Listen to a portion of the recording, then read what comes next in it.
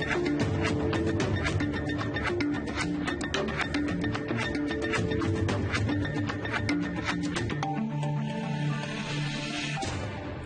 Tansei Anin. Good afternoon. Welcome to APTN in Focus. I'm Daryl Stranger. Today, we're going to be speaking about recent discoveries of unmarked graves. From Williams Lake, BC to northwestern Ontario and everywhere else across the country, communities continue to search former residential school sites for remains of the children who never made it home. Now, more possible graves have been announced in recent months, and just yesterday the federal government announced it will be spending $2 million for the International Commission on Missing Persons to provide Indigenous communities help with identifying possible human remains.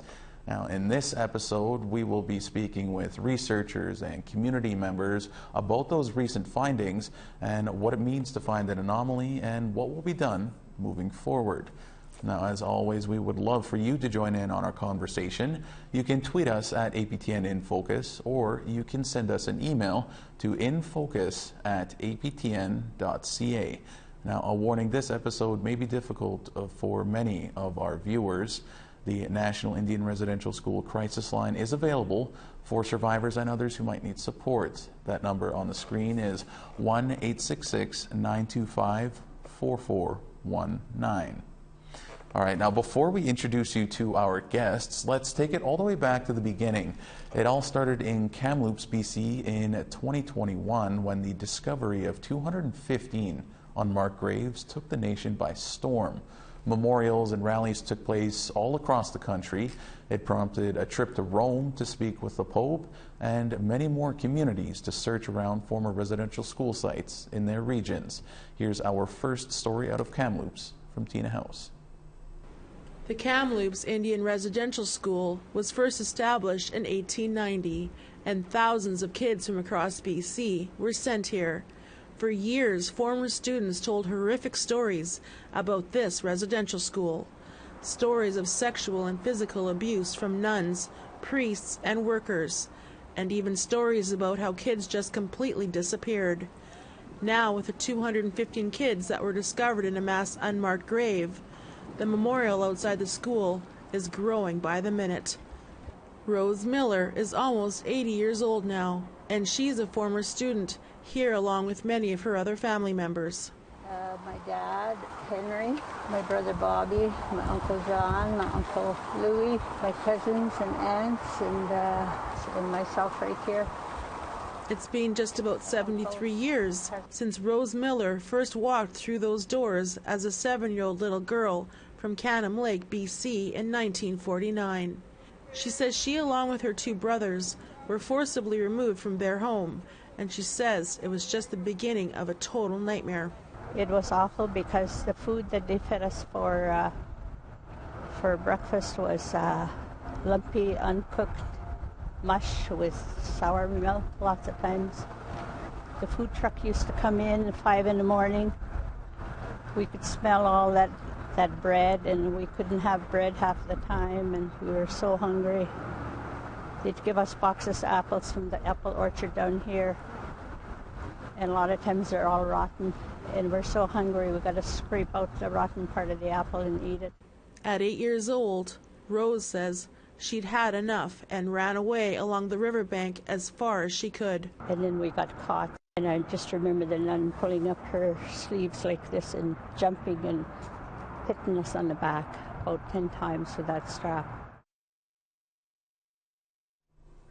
Our first guest this afternoon is Kimberly Murray, Canada's first independent special interlocutor for missing children, unmarked graves, and burial sites.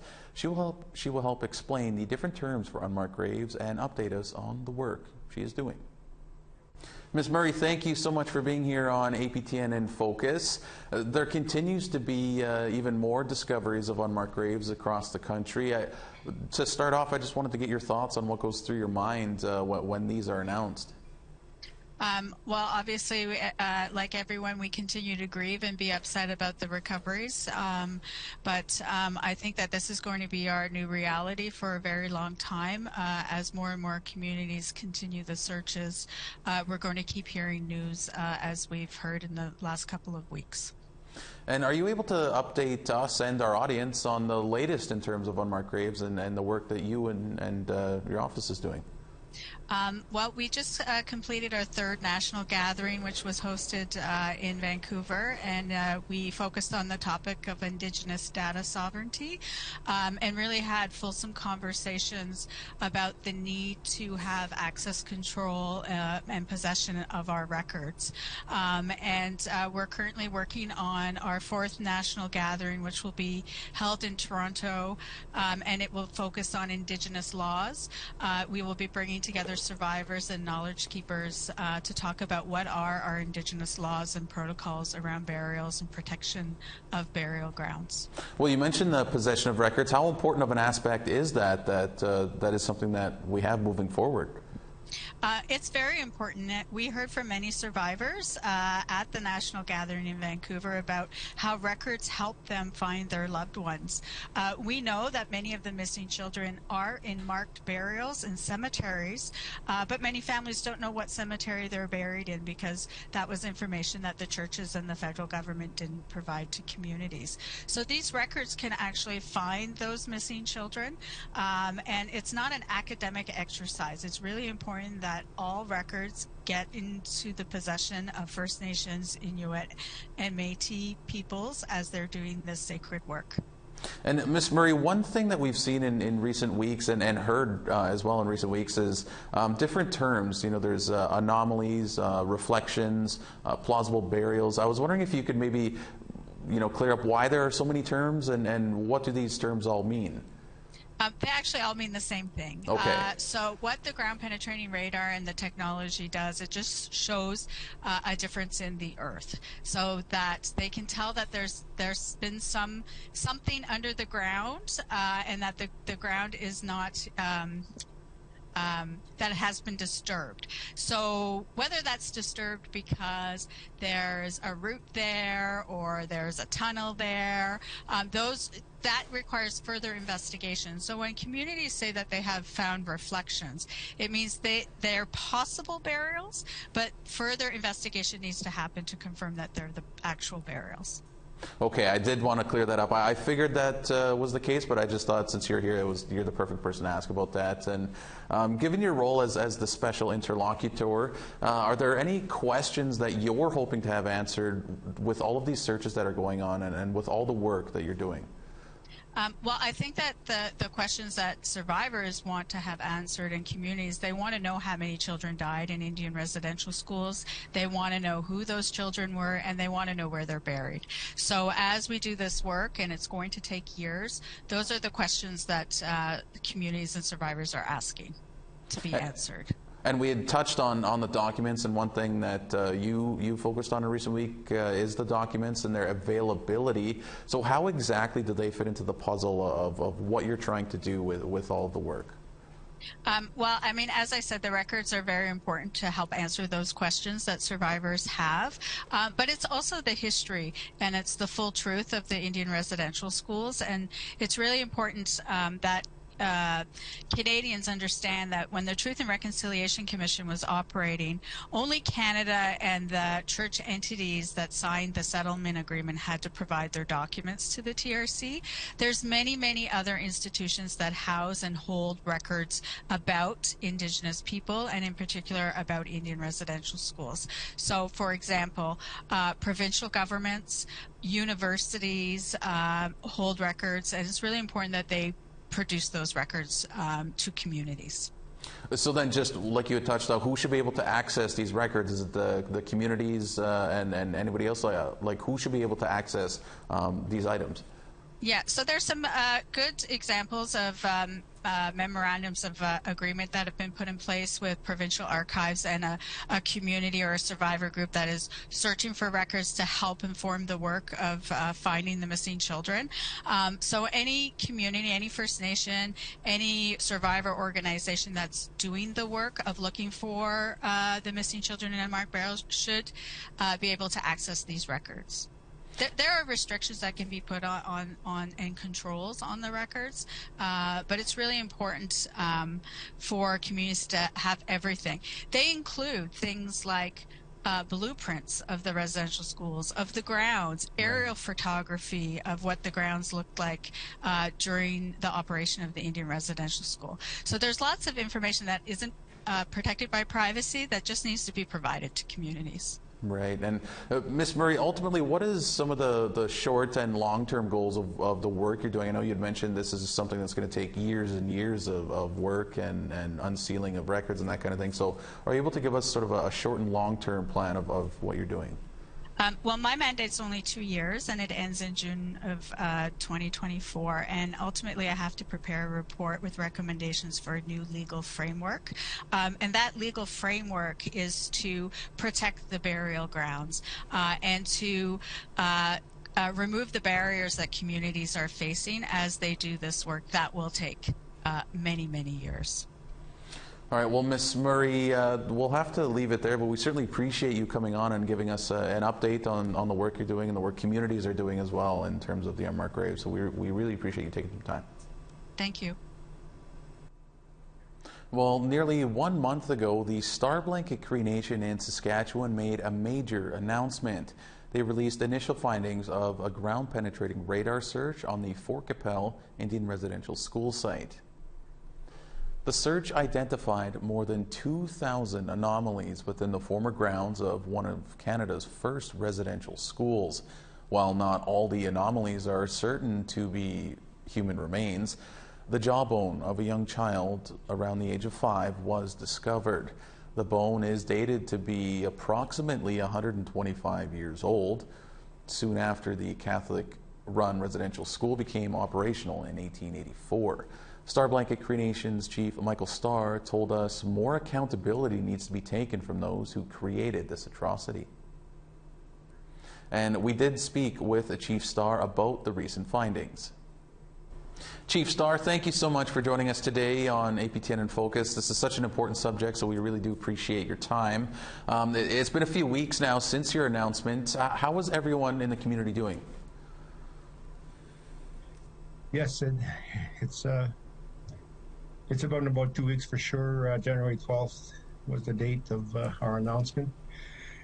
We had an engagement last week with our community, and we invited anybody who wanted to come and share, how they were doing and how they were feeling. So from the mental health perspective, we wanted to check in and see how they were doing. And we had a really good session that day. A lot of emotion again, and how the people were feeling from the announcement to that date. So yeah, it's been, what can you say, emotional, sad, disheartening a little bit in terms of the announcement. So yeah. Yeah, I can't even imagine. So tell us about those discoveries your community made. How did all of that sort of come about? Well, we've been in this whole process since about, I would say, November of 2021. So about 1.5 years now, and reached out to a company called Axiom. So they've been doing our ground search, penetrating radar throughout that process, and doing it in phases throughout that time period. And so, we carried on with that work.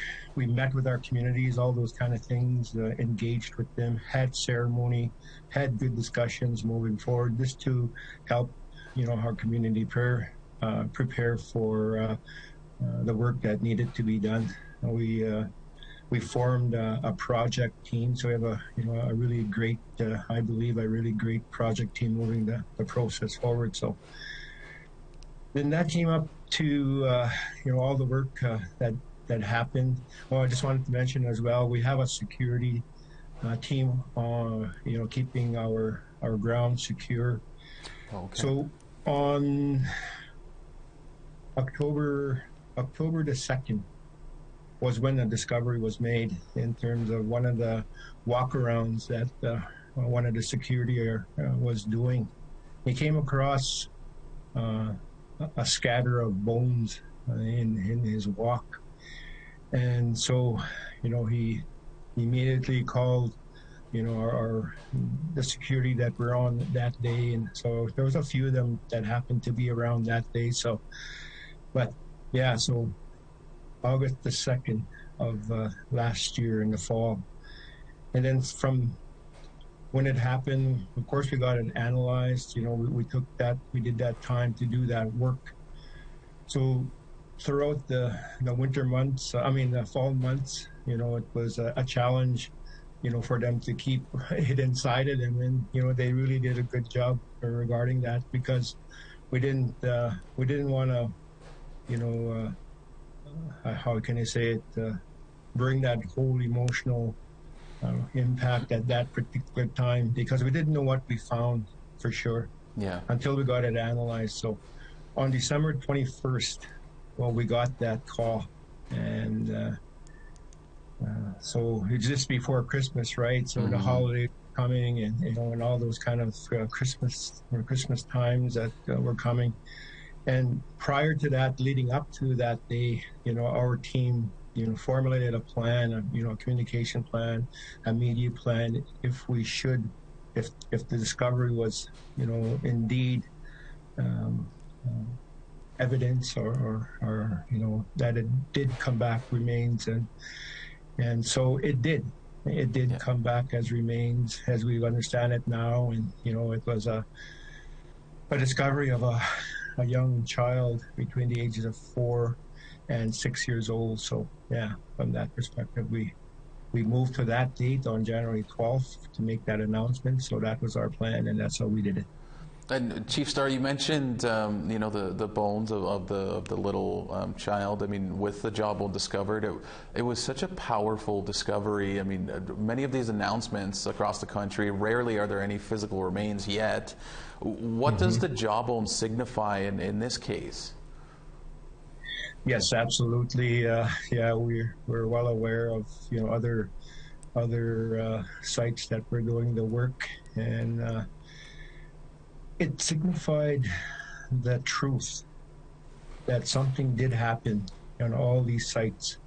So and that truth is very emotional to everyone, right? And all those thoughts that we have imagined until that time turned out to be true as well. And yeah, so a very emotional discovery, very heartfelt, and yeah, so it's been what can you say, the absolute truth of evidence of this discoveries that could further be made, even on our grounds and other grounds that are being searched. So yeah, so that's the way I believe it to be.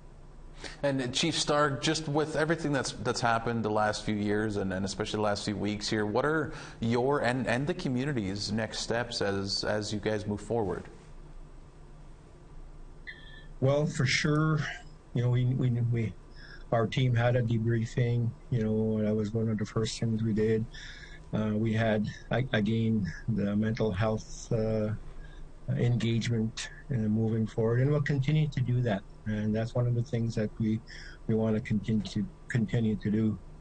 One of the other things that we're keeping in mind, because not only our nation ancestors, our children, came to this residential school or the site, there was other nations involved.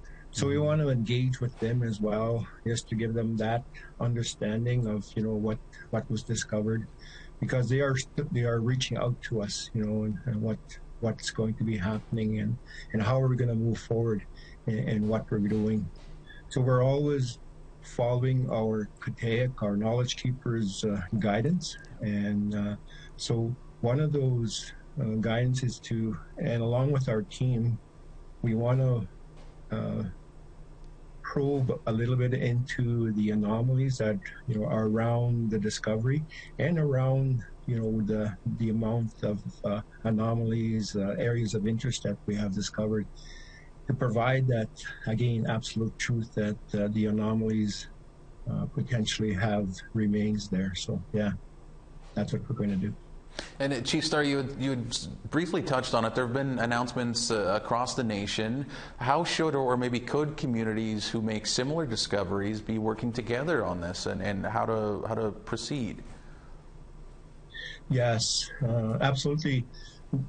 Reaching out to one another. We did that similar aspect of even Quills is reaching out to us and their team meeting with us. So if other teams can do so.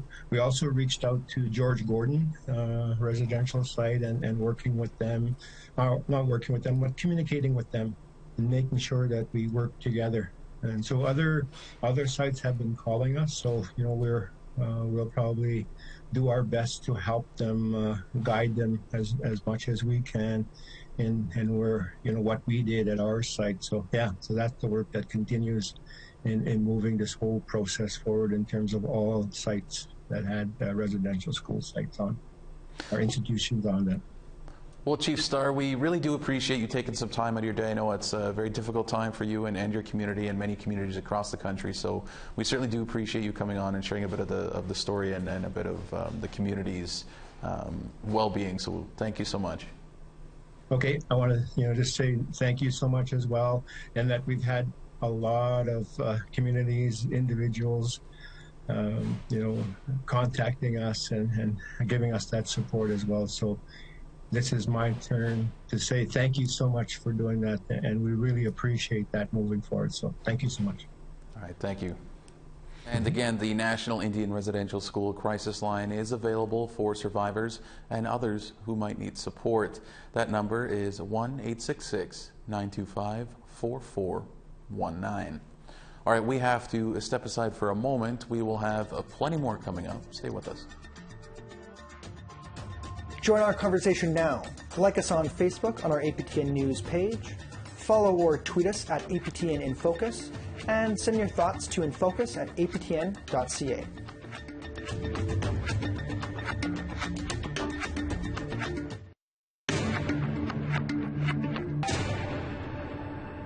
Welcome back to APTN in Focus. We are continuing our look at the unmarked graves being announced across the country. In Alberta, members from the Satellite Cree Nation released a report just a few weeks ago on unmarked graves. It states hundreds of children who attended the Blue Quills Indian Residential School died from tainted cow's milk. Here's a report from APTN's Chris Stewart. The Blue Quills Indian Residential School existed from 1891 until 1970, having changed locations 3 times. Between 1898 and 1931, it operated on the Saddle Lake Cree Nation. Saddle Lake Cree Nation created the Achimewin Opisu Society and was charged with investigating unmarked graves for hundreds of children who never returned from the school. Leah Redcrow is the CEO of the society. She says that tainted, unpasteurized milk resulted in the genocide of the children. These children died in the hundreds from drinking unpasteurized raw cow's milk.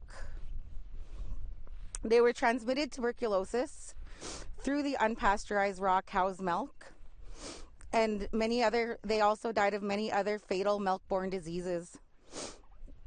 This was done recklessly at the hands of the school administrators, who are all now dead.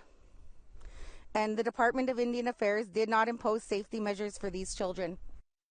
The cows were on a farm located on the school grounds. The report says the cows were rarely tested, if at all, for disease, and the children got sick very quickly. The children required a health clearance prior to admission into the school.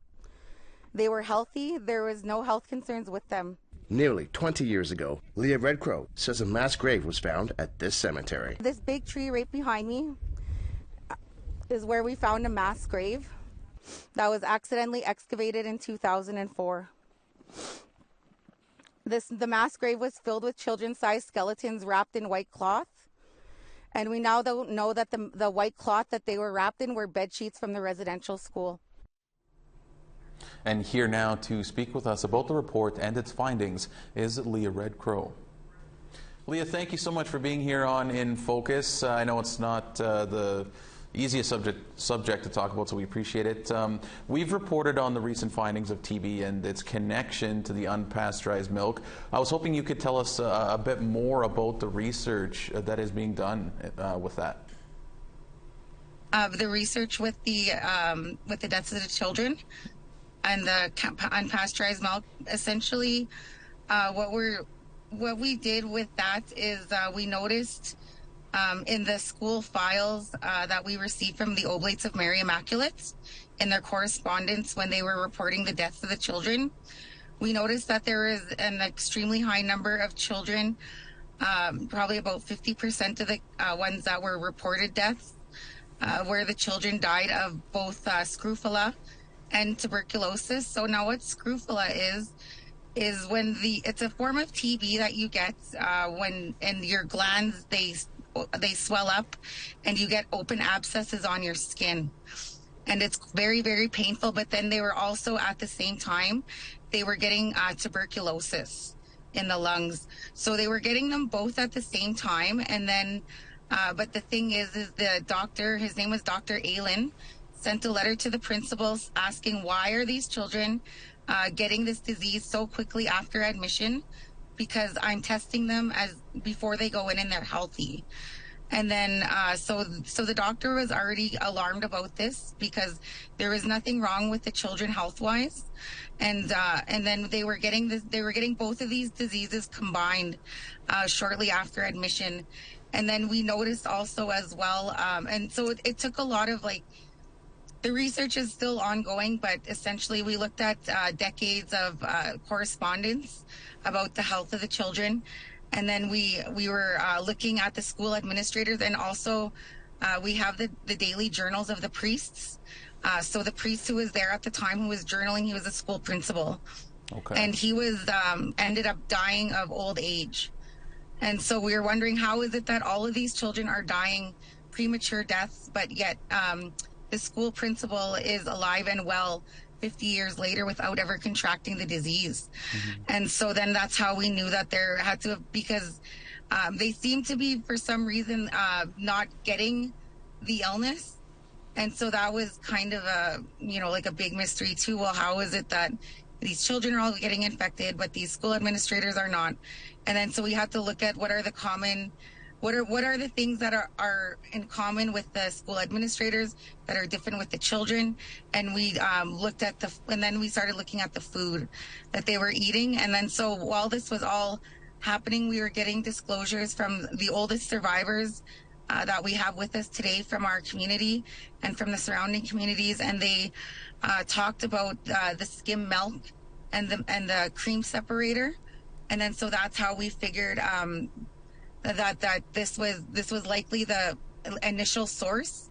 And then once we started looking into it more and researching, doing more medical research into their medical records, and looking at the scientific evidence available today, and different research papers, then we looked at the school livestock to see, okay, then it must be coming from the animals, it must be the illness must be getting transmitted from the animals to the children.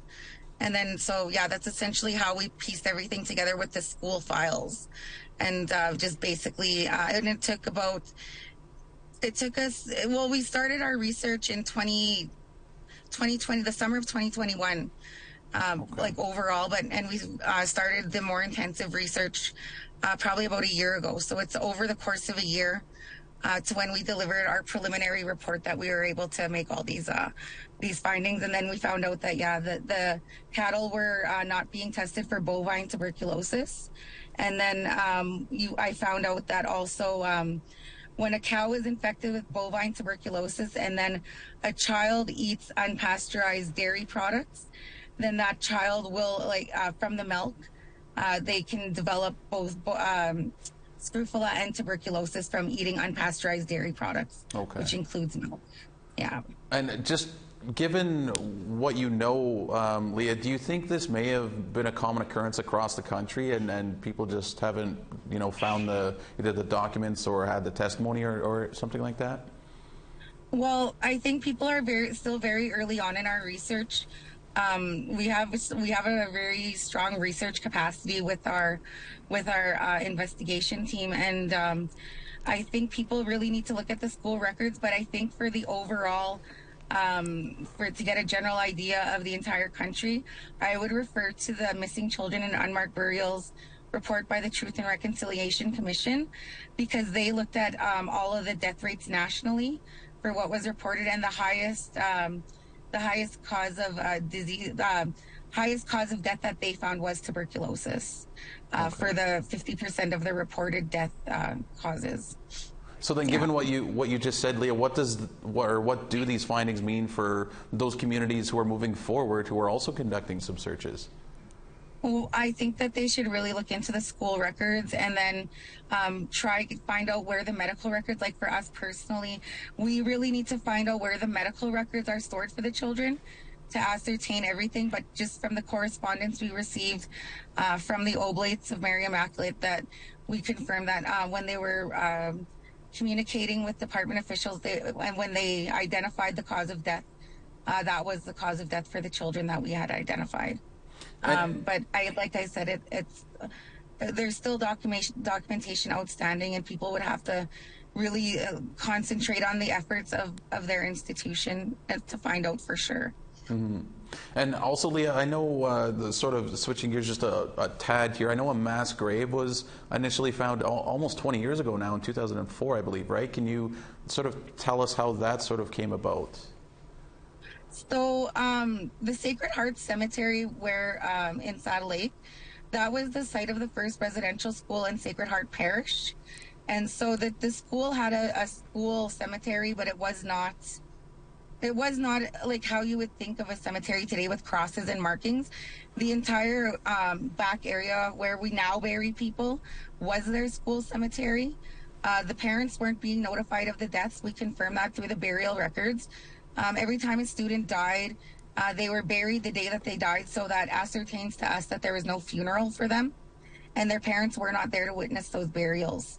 So when people say, oh, well, the parents should have called the police if they went missing, people need to understand the police at that time were not there to protect the community. They were there to make sure they didn't leave. Mm-hmm. People were not allowed to report a missing child, and it all had to, it ties in with food rations, the Indian agent, and all this stuff in the earlier years, and this school cemetery that they had, we're now finding, because our community, because there was a parish there, that graveyard spread more like going towards the north part of where it is now, and in that north part and southern part of the cemetery is where, when people now die today in our community, is where we're finding clandestine unmarked graves of children. Now, when we say clandestine, when we say that, that's actually in a reference to a forensic investigation terminology that was created because from people who died, and the circumstances are suspicious. Okay. Because of how the grave is dug. They're all 1 to 3 feet deep. There's no caskets for these children. Sometimes they're just skeletons in the ground. Sometimes they're wrapped in cloth. And so that's essentially what we figured out with that. And so the mass grave, we just got the data sets recently, and there's 179 anomalies that they figure are burials just in that one 20 meter by 20 meter section. Wow. And when it was accidentally excavated, the excavator who found it by accident said that there was numerous children-sized skeletons wrapped in white cloth, and we now know that the white cloth they were wrapped in were the bed sheets from the residential school. That's just that's how we know who it is. That's just so tough to hear, yeah. Leah. Just given all of the work that you're doing, have you met with the federal or provincial governments about any of the research or any maybe next steps with this? Yeah, we sent them our preliminary reports. Crown Indigenous Relations is working with us, and they are, we sent them in our our resource requirements for the next few years, because this is going to take a long time. We're dealing with hundreds of deaths of children In our most recent tally for just the first 30 years, we were at 335 children. And that's not, we haven't got to the other 40 years of burial records yet. But so the projection that I gave for about 400 children will most likely be correct and could possibly supersede that now, because those mass graves are undocumented. So now we have to add the additional, if those are confirmed, we'll have to add the additional 179 bodies that are in the mass grave. That is just that 335. Yeah, that's just so tough to be able to, or to do that and to hear that. And Leah, before we let you go, I guess just what are some of the next steps that you're looking at and the society is looking at and the community as a whole in the next few days and weeks here? Well, we identified 20,000 people that in our area, that includes survivors and intergenerational survivors that we will be required to collect interviews from. We still have a number of children whose bodies are missing. When we say that they're missing, that means we cannot ascertain that they have a burial record or that they have a death certificate. There's still a lot of children who don't have either, and we don't know where they are.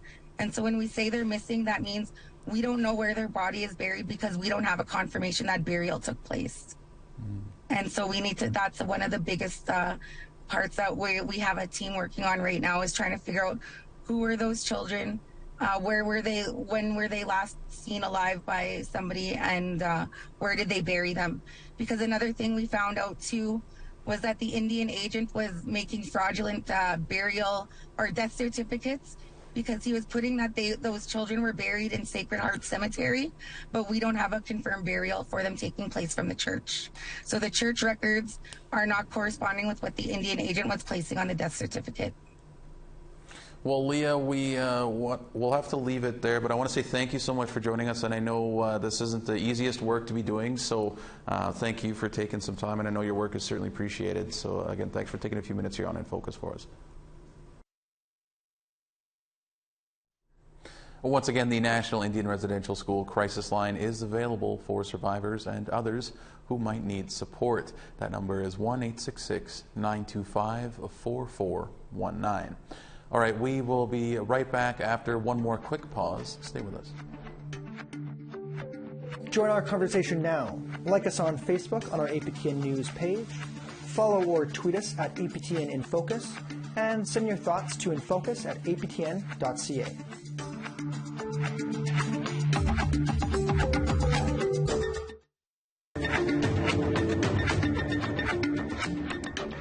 Welcome back to APTN In Focus.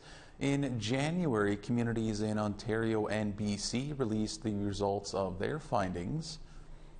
Williams Lake First Nation says an additional 66 reflections have been located at the former St. Joseph's Mission Residential School. Officials say the reflections indicate characteristics of potential human remains. Now, last year, the First Nation announced ground-penetrating radar had located 93 reflections. St. Joseph's Mission is located near Williams Lake and operated from 1886 to 1981. And in Kenora, Ontario, preliminary findings were released from the ground-penetrating radar search of the St. Mary's Residential School. 171 anomalies were found, which could be unmarked graves. The St. Mary's Survivors Project started the search in 2020 with a ceremony on the site. The next steps there are to search other areas of the school site and discuss the findings with special interlocutor Kimberly Murray.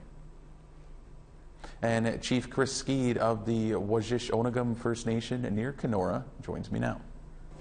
Chief Skeed, thank you so much for being here on APTN In Focus. I just first off wanted to start with, how has the community been handling some of what's been going on the past few weeks? It's been very somber, to say the least. We, like, as a community and survivors, we always knew we were on a former residential school site that was in operations from 1897 to 1972. And just like anything, when we lose a loved one as we get older, there's always that shock, that dismay, that those range of emotions. And it's been like that within my community, not only with our with the survivors, but also the families, our people in general, but also as a nation. Throughout Treaty 3 and throughout Turtle Island, I've been receiving a lot of support, overwhelming support from organizations, the city, the general populace, just expressing their, their condolences for our most recent findings of the 171 plausible grave sites that we have here in the former St. Mary's Residential School. Well, what you mentioned the support. What does that support mean to the community and more importantly to the survivors? We have mental health supports that were in the community, because I believe it's 2 weeks to the day, actually today, that we made that announcement to the survivors, but also to the public in regards. I believe it was the first in Ontario. And we have those Western approaches in regards to the mental health, but we also have traditional people as well, that if our survivors or anybody in general, they feel that they require that service or somebody to speak with, and by all means, they can reach out to them. We also have blitzed our social media platform page with the call-in numbers to call 24/7 if they need that service as well. And you just mentioned it's only been a few weeks now since the announcement. Has there been any updates in the couple of weeks since the announcement? Any new updates you can share with us? Well, we've been kind of digesting the information of the announcement, of the findings. So we're taking it day by day, but I had the opportunity to speak with the federal and Ontario representatives just in regards to secure funding for our next phases of our project, our journey, our initiative. And so we still have a proposal that we're waiting to hear back from, but after I made that announcement, Minister Miller did reach out to me, Minister Haidu and Minister Rickford, to confirm they're going to help us out, I guess, at the end of the day. So we're looking forward to that, to keeping this important journey and initiative moving forward in regards to our survivors. You mentioned the meeting with the federal government. I know that was something that was planned, was meeting with the federal and provincial government. So you've met with them, and is it funding you're looking to secure, and sort of what went into those meetings, and what came out of those meetings as well? Yeah, it was definitely a good discussion that we had, and they offered their support, both federal ministers as well as our provincial ministers. And so our next round of funding, I guess, it's going to entail that we want to gain greater certainty on the number of plausible graves, using the additional technologies to conduct additional investigations at several additional sites not covered during the initial investigations that are in the vicinity of the school. Like my community, we're so close to the city of Kenora that we have a couple islands, and this is survivors' testimonial, just kind of areas that are off site of the former residential school site. So we're still working. Some are on private lands, so we're still kind of working through that process to see, as some of our survivors do recall, and they're very difficult discussions to sit there and to listen to the survivors go back in time. But what they could recollect is that they recall, the priests, the nuns taking children, and then sometimes the children would return, and other times they wouldn't. There would just be an empty bed in the dorm. Well, Chief Skeed, you mentioned the additional sites that are on private land. So there are additional sites that that you guys want to search, right? But it must be difficult that they are on private land. So what's sort of the process to be able to search those lands, and where's the community at with those? We're still working through that process. We're involved in the interlocutor, our survivors, of course. And part of this, not only utilizing the technology of the GPR, the LiDAR, and all that, we're looking at bringing in cadaver dogs, because some of these areas that we're looking at are very dense, a lot of understory. And we would have liked to have utilized them now, but with the snow cover that we have, the cadaver dogs are not as efficient or effective as they would be in the springtime. So we're still sending out letters to who we need to send them out to, and then hopefully we do get a response and working collaboratively to search those areas that I aforementioned. Now, the community is calling these plausible burials. Why specifically that term? Why are you guys using that term? Because it's a very ancient cemetery, as well as these grounds. Myself, I am the son of a residential school survivor, but my grandfather attended St. Mary's, as well as my great-grandfather as well. And for us, and each community is specific throughout Turtle Island, and for us, we will not be exhuming any type of remains. What we would do is cordon it off with something natural from the land, such as cedar. And we do actually have a cedar pole that we erected that's around 50 feet tall. And more contemporary flagpoles that just inside City Hall, they're made of steel or iron, and have a flag dangling there. But ours is more natural, and it has a feather on the very top, and at the base it has feathers which are upside down, because in the spirit world it's nighttime, as today in the living it's daytime. So that's how we're trying to move forward, and it all goes back to our protocols and our ceremonies that was developed from our survivors. Well, Chief Skeed, just given everything that you've just said, what are some of the next steps in the next few weeks here and then the next few months as we lead into spring and summer with everything that's going on in your community? Yeah, we have our survivors. They meet bi-weekly in regards to our processes and kind of how we kind of move along. And we have 51 survivors, but knowing that there is a broader, because all the children came from all over Turtle Island, different respective treaty areas. And so we're looking at eventually doing more of a broader engagement when we get to that point.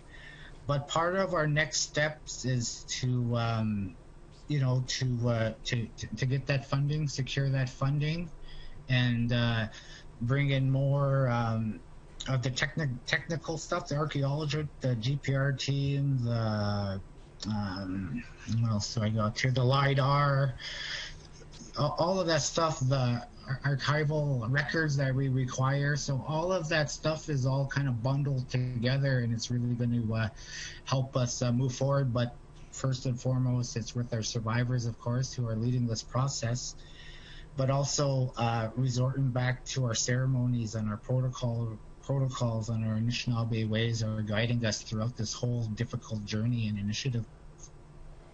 Well, Chief Skeed, we'll have to leave it there, but I want to say thank you, miigwech, to you for coming on and sharing a bit of what's going on in your community. I know the subject isn't the easiest to talk about and to have to deal with, so thank you so much for coming on and sharing a bit of what's going on. Yeah, I want to thank you as well, Daryl, for giving me the space to speak on behalf of my community, the survivors, my people, as well as to address the nation, whoever is tuning in. And it's people like yourselves that that help me use this as a platform to get that message out to the general populace, to create awareness of exactly what happened to us as Anishinaabe people, because, we never did anything wrong at the end of the day. But in my view, what the federal government and the churches tried to do to assimilate us, I believe they failed. Reason being is they did a hell of a good job, I'll give them that, but they failed, as we still speak our language, we still conduct our ceremonies, we still do all of that stuff as who we are as the Anishinaabe people. So I want to thank you from the bottom of my heart, Daryl, to let me speak this morning. Thank you very much. Thank you, Chief Skeed. The National Indian Residential School Crisis Line is available for survivors and others who might need support. That number is 1-866-925-4419. All right, that is going to do it for this episode. We will continue to watch and listen to what communities and, more importantly, survivors are saying as more of these announcements come. Today's episode will be available as a podcast. You can listen and subscribe on aptnnews.ca/podcasts, or you can find us on your favorite player. And if you missed any of our past episodes and you want to catch up, you can find them and more on aptnnews.ca/infocus. I'm Daryl Stranger. Thank you so much for joining us. Miigwech. Have a great day.